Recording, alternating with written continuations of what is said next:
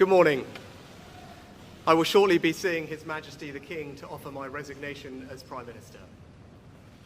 To the country, I would like to say first and foremost, I am sorry. I have given this job my all, but you have sent a clear signal that the government of the United Kingdom must change, and yours is the only judgment that matters. I have heard your anger, your disappointment, and I take responsibility for this loss. To all the Conservative candidates and campaigners who worked tirelessly but without success, I am sorry that we could not deliver what your efforts deserved. It pains me to think how many good colleagues who contributed so much to their communities and our country will now no longer sit in the House of Commons. I thank them for their hard work and their service. Following this result, I will step down as party leader, not immediately, but once the formal arrangements for selecting my successor are in place. It is important that after 14 years in government, the Conservative Party rebuilds, but also that it takes up its crucial role in opposition professionally and effectively. When I first stood here as your Prime Minister, I told you the most important task I had was to return stability to our economy. Inflation is back to target, mortgage rates are falling, and growth has returned.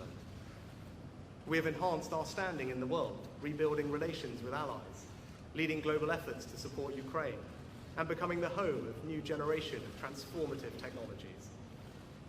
And our United Kingdom is stronger too, with the Windsor Framework, devolution restored in Northern Ireland, and our union strengthened. I'm proud of those achievements. I believe this country is safer, stronger, and more secure than it was 20 months ago. And it is more prosperous, fairer, and resilient than it was in 2010. Whilst he has been my political opponent, Sir Keir Starmer will shortly become our Prime Minister. In this job, his successes will be all our successes, and I wish him and his family well. Whatever our disagreements in this campaign, he is a decent, public-spirited man who I respect. He and his family deserve the very best of our understanding as they make the huge transition to their new lives behind this door, and as he grapples with this most demanding of jobs in an increasingly unstable world. I'd like to thank my colleagues, my cabinet, the civil service, especially here in Downing Street, the team at Chequers, my staff, CCHQ, but most of all, I'd like to express my gratitude to my wife Akshata and our beautiful daughters. I can never thank them enough for the sacrifices they have made so that I might serve our country. One of the most remarkable things about Britain is just how unremarkable it is that 2 generations after my grandparents came here with little, I could become Prime Minister, and that I could watch my 2 young daughters light Diwali candles on the steps in Downing Street. We must hold true to that idea of who we are, that vision of kindness, decency, and tolerance that has always been the British way.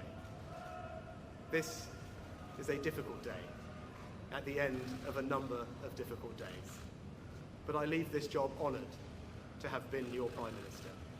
This is the best country in the world, and it is thanks entirely to you, the British people, the true source of all our achievements, our strengths, and our greatness. Thank you. Rishi Sunak there, joining his wife, Akshata.